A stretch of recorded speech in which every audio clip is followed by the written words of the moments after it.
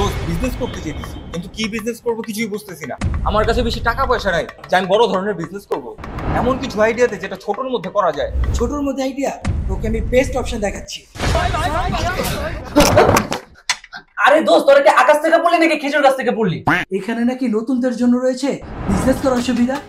হ্যাঁ, হোসেন পারফিউম হোলসেলে নতুন উদ্যোক্তাদের জন্য রয়েছে বিশেষ সুযোগ সুবিধা।